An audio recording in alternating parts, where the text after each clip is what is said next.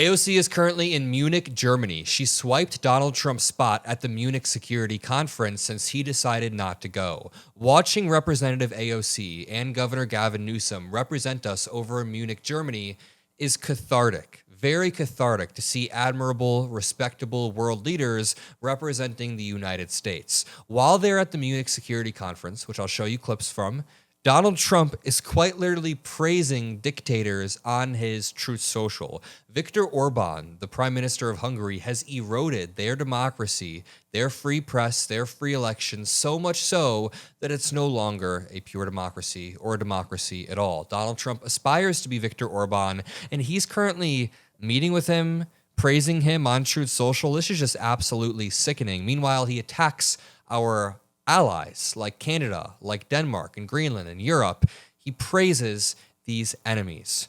Once more, let's go back to the cathartic part, Representative AOC, who is really emerging as an amazing leader within the Democratic Party. Obviously, she's different than Governor Gavin Newsom. Governor Gavin Newsom plays a lot into the resist liberalism, the resist Trump, let's punch back very hard, and that is very necessary, very needed. I love the aggression. AOC, in my opinion, is giving a more forward-looking vision for the party that isn't solely unified on our opposition of Trumpism. It isn't solely based on how much we hate Donald Trump. She gives a lot of really good forward-looking ideas in this. Now, it's not to tear either of them down. I want to highlight and display both of their leadership on the global stage because it's really just a sight to see. Let's start off with AOC.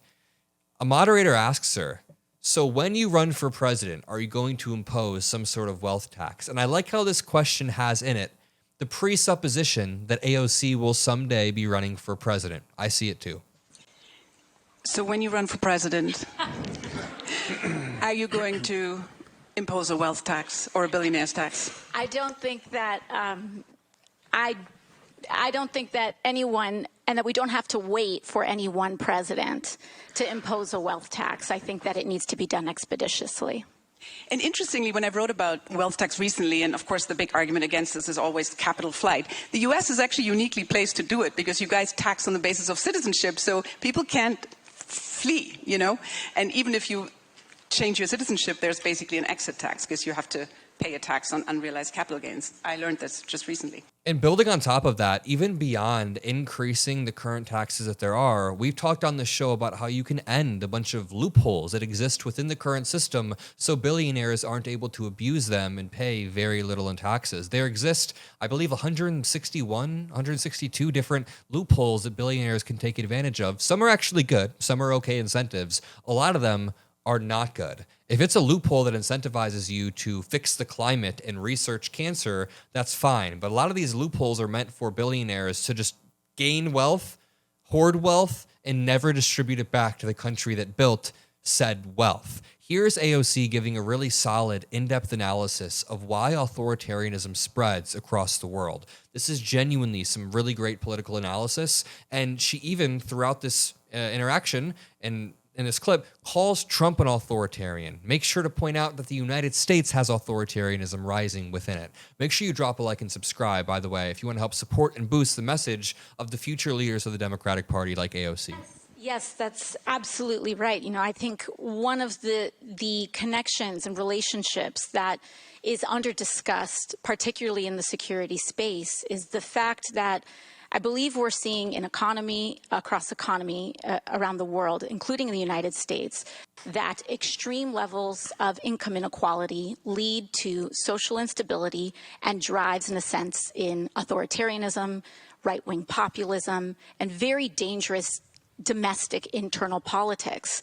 And that is a direct outcome of not just income inequality, but the failure of democracies over decades to deliver. The failure to deliver higher wages, the failure to rein in corporations. You know, the point was just made about antitrust. In the United States, antitrust is such a foundational bedrock value, not just because the ascent of monopolies create the abuse of power in corporations and market power, but there is a level of market concentration and corporate consolidation where a massive company can get so big that its consolidated power can rival that of nation states. And democracies we have elected leaders, and in massive corporations that then begin to consume the public sector, gobble up the spending, they start to call the shots. And we're starting to see this with some of the billionaire class throwing their weight around in domestic politics and in global politics as well. So it is of utmost urgent priority that we get our economic houses in order and deliver material gains for the working class, or else we will fall to a more isolated world governed by authoritarians that also do not deliver to working people. I think that is very well said. The idea that income inequality rises or leads to the rise in authoritarianism is very well studied, very true, and then it becomes cyclical. The authoritarians then abuse their power to make the country more desperate. Then there is more wealth inequality. Then there are just two classes, the elites and the not elites. America is not at that point yet. We still have a middle class. We still have a healthy democracy, and we are going to dominate the midterms. I know that a lot of people feel like the midterms are a grim aspect due to Trump's meddling, but we are going to dominate through the sheer power of numbers. Look at what happened in Minneapolis. Tom Homan has withdrawn troops multiple times because we won. People power won. They understand that they are going to get voted out in the midterms in numbers, and they're trying to tone that down. Here is AOC directly calling out Donald Trump.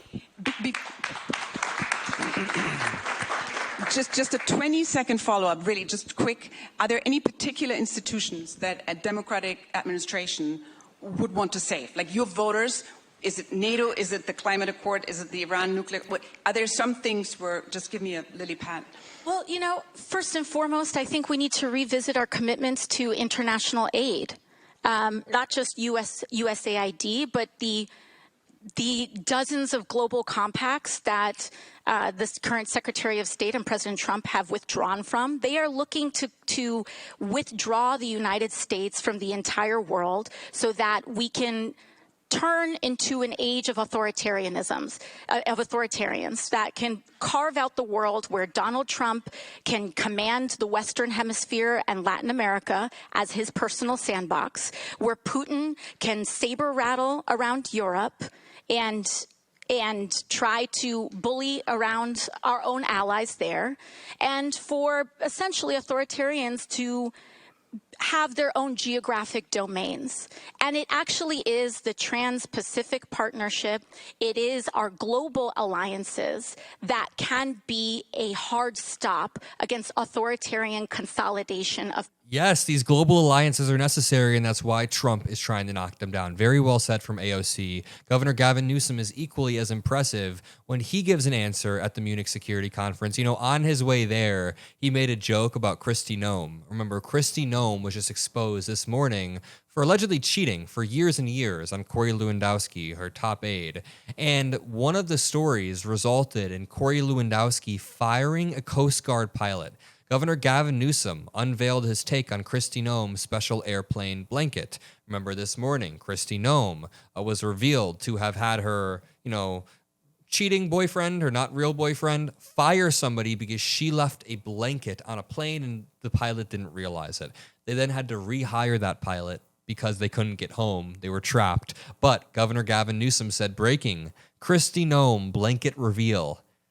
This wasn't actually the blanket, but it would be really funny if this was the blanket that Kristi Noem left behind. Governor Gavin Newsom in Munich, right here. Many have called Joe Biden the climate president, but that didn't help with his re-election. So how important do you think climate issues will be back for the 2028 presidential election? Well, you may not believe in science, but you got to believe your own eyes. I mean, people are burning up, choking up, heating up. We have simultaneous droughts and floods. Historic wildfires. You know maybe little about California. You've seen those images of these wildfires. Talk about being as dumb as we want to be. Places, lifestyles, tradition, being wiped off the map. Greenville, Paradise, California.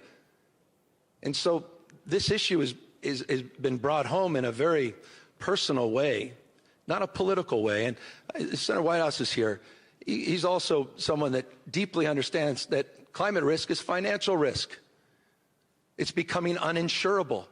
This is an economic issue, not just a moral issue. It's not just a competitiveness issue. And so it's incredibly important that we talk in those terms to address some of the political dynamics.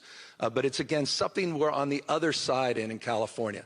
It's a big blue state, but also has more Republicans than most Republican states. And we have long moved beyond the partisanship on this issue because there is no Republican thermometer, there's no Democratic thermometer. There's just reality. And people in my state have been mugged by reality. Those that have been in denial understand that we're on the other side of the debate. Wow. Imagine this. Imagine this. We have a leader representing us who actually believes in climate change for once. That would be absolutely amazing. We have a leader representing us who understands the threat of authoritarianism and how it interweaves with wealth inequality and even social media and all of that. Absolutely amazing. Now, unfortunately, to give you the other side, we did also have Lindsey Graham over in Munich at the Munich Security Conference, and he said, who gives a shit who owns Greenland, therefore undermining the sovereignty of Denmark and Greenland itself. So here's what I tell my European friends. Greenland is behind us, but the goal is to get outcomes. Yeah. Who gives a shit who owns Greenland? I don't. So the point is, Greenland is going to be more fortified. Right. Because Donald Trump, once he feels like it's his brand or his buy-in, is going to go big. You think the issue, though, is behind us? I think so. Ronald Reagan said something that's very compelling to me. He said, nobody washes a rental car. Yeah. Right. So Lindsey Graham should never quote Ronald Reagan. He is a disgrace to the Republican Party. at least I don't. Right. And You got to have some skin in the game. Yeah. I think he's gotten Greenland where he's got skin in the game. It was a stupid, if Trump wants it, we have to say no. Right. And It wasn't that. It was that Trump wouldn't rule out military action against our NATO allies. Absolutely sickening. If you like having different leaders representing us on the global stage, drop a like, subscribe. I'll see you all in the next video, and peace out.